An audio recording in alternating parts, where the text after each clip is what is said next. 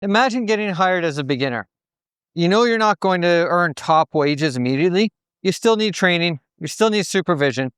You'll probably work more slowly and make more mistakes and ask a ton of questions. So you accept the lower wage because the deal is supposed to be simple. The company pays you less while investing time in teaching you. As your skills, productivity, and responsibilities increase, your pay and position are supposed to increase with that. But that is not always what happens. 6 months later, you're working independently. You're handling jobs that used to require an experienced worker.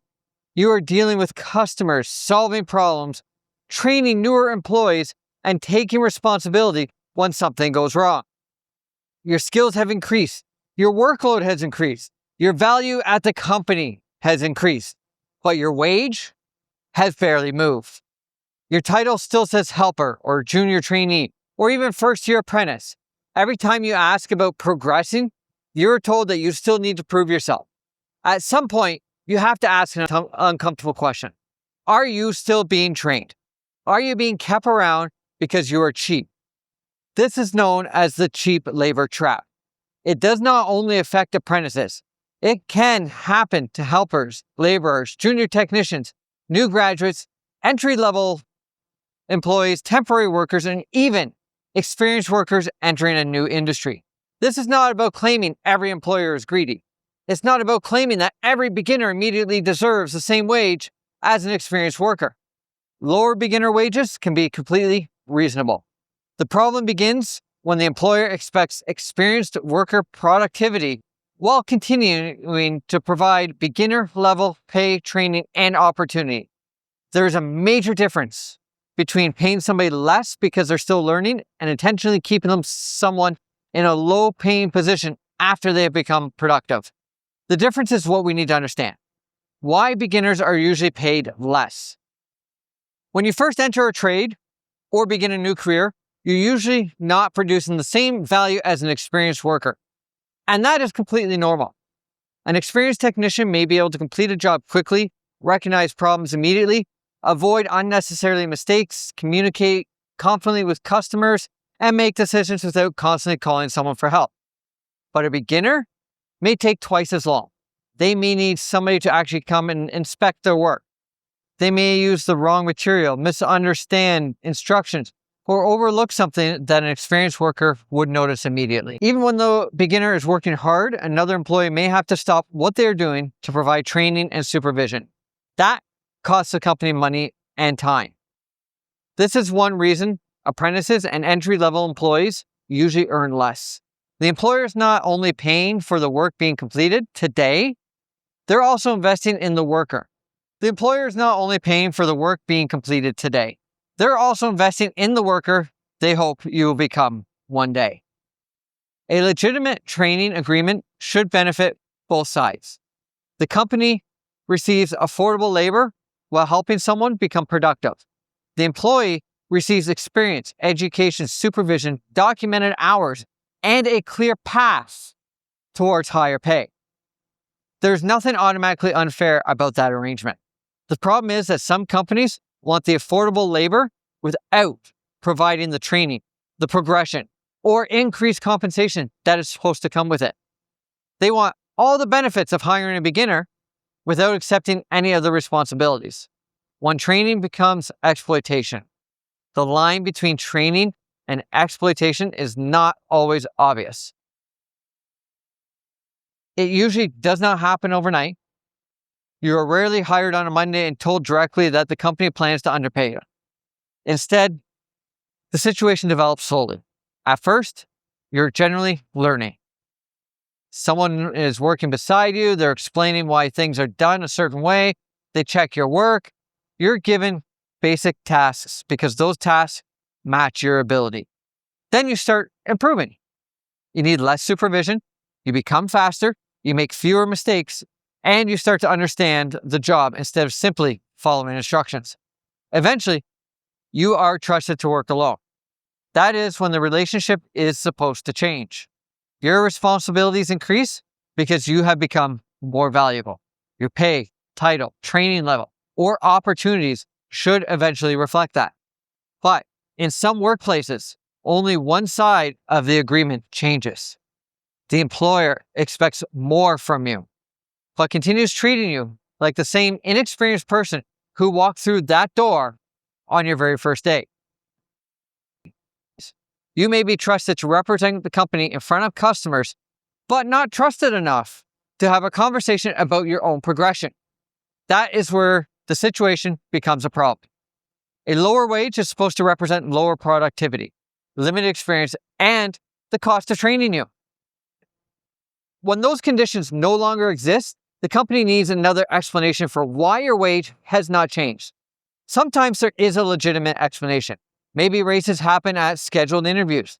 Maybe your apprenticeship wage is tied to your school levels or your documented hours.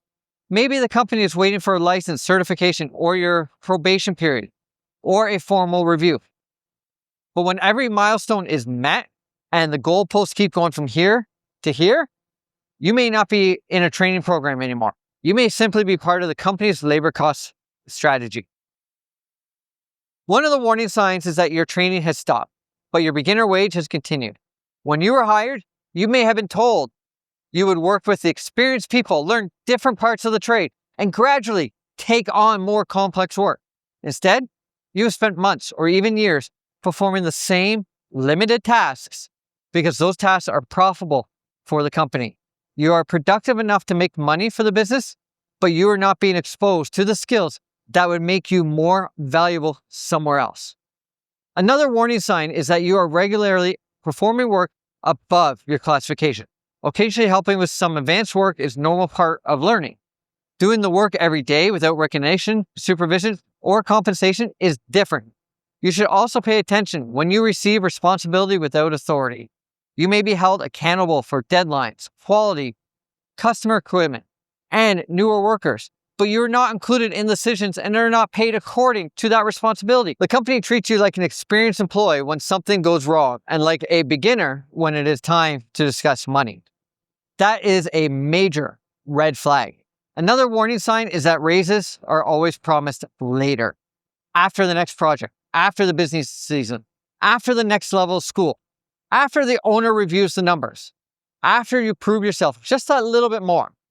One delayed raise does not automatically mean you're not being exploited. Business conditions can change and legitimate delays do happen. But when the explanations keep changing, the company may be using the promise of future advancement to keep you from looking elsewhere. You should also be concerned if your apprenticeship hours, competencies, or training records are not being properly documented. Those records are part of your career. They affect how quickly you progress and whether your experience will be recognized later. An employer who benefits from labor but refuses to properly record your advancement may be protecting their own interests at the expense of yours. One of the clearest warning signs is being asked to train new workers while still being told that you yourself are still too inexperienced for a higher pay. Think about that. The company trusts you, your knowledge, enough to have you teach somebody else. But when you ask for recognition, suddenly you're still just a beginner? That contradiction tells you a lot. Why some employers keep workers underpaid. Not every unfair workplace situation is part of an intentional plan, but some companies are simply poorly managed. They may not have a clear wage structure. They may have weak communication. The owner may be so focused on keeping jobs moving that the employee development is ignored. Some small companies also operate with tight margins and struggle to provide raises, even when workers deserve them. That does not make the situation acceptable, but it does mean the cause is not always green. However, some employers knowingly benefit from keeping workers in permanent junior positions. The reason? It's simple. Labor is one of the largest expenses in many businesses. When a company can bill a customer for work of a skilled employee while paying the person performing that work an entry-level wage, the longer the company can delay your progression, the longer it receives that financial advantage. Some employers also do understand that beginners may not know the market value. You might not know which responsibilities normally belong to somebody at a higher level. You might assume that every workplace operates the same way. You may also be afraid that asking questions will make you look entitled, lazy, or disloyal. That fear makes inexperienced workers easy to control. The employer does not necessarily need to threaten you. They only need to keep repeating that everyone has to pay their dues. That phrase can be useful because it contains some truth. Every successful tradesperson has completed difficult, repetitive, dirty, and frustrating work. Most people start with the basic tasks. Nobody should expect to walk onto a job site with no experience and immediately receive the best assignments, highest wage, and complete independence. But paying your dues is supposed to lead somewhere. It should lead to better skills, more responsibility, and yes, a higher pay, more dependence, and eventually the ability to train the next person. If every new skill only earns you more work while nothing else improves, you are not climbing a ladder. You're running on a treadmill. You're working harder, but you're not getting any closer to where you were promised you would go. Some companies do not actually have an apprenticeship program. They have a cheap labor system with an apprenticeship label attached to it. The permanent helper trap, well, this can even be outside of formal apprenticeships. A person may be hired as a helper with the understanding that it is an entry point into the trade. They are told to work hard, learn, and wait for an opportunity. So guess what? They carry material, they clean the job site, they prepare the tools, they assist with these installations, they handle deliveries, they perform basic maintenance, and over time, they begin to do more advanced work. The company may even hire someone new in the position that helper was working toward. Why? Sometimes the helpers become too useful in that helper role. And this is very frustrating, and it's the realities of work. Being good at your current job does not always guarantee advancement. In some poorly managed companies, it can actually prevent advancement. The employer does not want to lose the person who reliably performs the low-paid work that nobody else wants to do. So the employee is praised, depended on, and kept exactly where they are. That is why compliments are not a replacement for progression. Being told that you are valuable, sure, feels great. But when a company truly values your increased ability, that value should eventually appear in your wage, your title, training, or the opportunity. What can you actually do about it? Well, the first step is to document your progress. Do not rely entirely on memory. Keep a professional record of the skills you have learned, jobs you have completed, certifications you have earned, responsibilities you have taken on, and positive feedback you have received. This is not about building a case against your employer. It is about clearly understanding how your value has changed. And when it is time to discuss a raise or advancement, you want specific evidence. So instead of saying, I feel like I deserve more money, what you could say is, when I started, I required direct supervision on every installation. I am now completing these installations independently, handling customer communication, and training the new helper. That creates a much stronger conversation. The second step is to understand the normal progression in your field. What do people at your level usually earn? How often are apprentice wages increased? Which skills are normally expected before someone moves from helper to apprentice, or even a junior technician to a technician? What certifications or hours are required? You do not need to walk into your manager's office waving information from the internet, but you should know whether your situation is normal without that information. An employer can tell you almost anything. The third step is to ask for measurable expectations. Do not accept vague statements such as, keep working hard, or we'll see how things go. Ask a direct and professional question. What specific skills or responsibilities do I need to demonstrate to reach the next pay level? And when can we review my progress? That question forces the conversation to become concrete. It identifies the requirement and creates a timeline. After the conversation, write down what was agreed upon. You can even send a polite email summarizing it. For example, saying something like, thank you for speaking with me today. My understanding is that I need to demonstrate these 3 skills, and we will review my wage and position in 3 months. Now, the goal is clear. If you met those requirements and the company still refuses to act, you have learned something important. The fourth step is to make sure your apprenticeship hours and training records are accurate. Do not wait until years have passed to discover that your hours were never submitted or that your experience cannot be verified. Ask questions early. Keep copies of documents. Understand your responsibilities and your employer's responsibilities within the apprenticeship system where you live. Your employer may control the current job, but they should not control your entire career by failing to document your progress. The fifth step is to research other opportunities quietly. You do not need them to threaten and leave every time you feel frustrated. You should also not quit impulsively without understanding the market. But loyalty does not require ignorance. Look at job postings, speak to people in the trade, learn which companies have strong training reputations. Pay attention to what skills other employers are looking for. You may discover that you are being paid fairly and still have more to learn. Or you may discover that your current employer has been benefiting from the fact that you did not realize how valuable that you have become. When it may be time to leave. Leaving should not always be the first response. Every workplace has problems. Every employee occasionally feels underpaid. Changing job also comes with risk.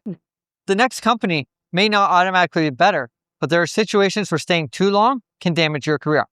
If your employer repeatedly breaks promises about advancement, that is a very serious concern. If your training has stopped and there's no plan to restart it, you may be losing valuable time. If you are being placed in an unsafe situation beyond your training or certification, you need to protect yourself. And I can't say that enough. If your hours are not being recorded, your long-term progression could be affected. If you have been performing the next level job for a long time, but the company refuses to recognize it, you may need to find an employer that will. And when management becomes angry or defensive every time you ask a reasonable question about your future, that may be the clearest answer you're ever going to receive. One of the hardest lessons for new workers is that being needed does not always mean you are being developed. A company can depend heavily on you while still having no intention on helping you advance. In fact, they may depend on you precisely because you are doing valuable work at a low cost. Do not confuse being busy with progressing. Do not confuse praise with opportunity. And do not confuse the fear of losing you with the willingness to invest in you. Now, here's a message to the employers. There's also another side to this conversation. Employers often complain that young workers have no loyalty. They say apprentices leave after being trained.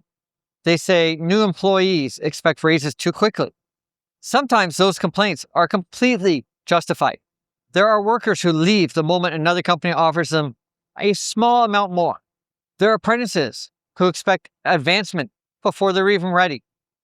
There are people who overestimate their skill and underestimate how much support they will receive. But employers also need to ask why good workers leave. When someone becomes more productive every year, but their wage never reflects that growth, another employer will eventually recognize it. When a company is constantly promising training, but only assigns repetitive labor, the worker will look somewhere else. When the employee is given responsibility only when it benefits the business, but denied recognition when it benefits the employee, resentment will grow.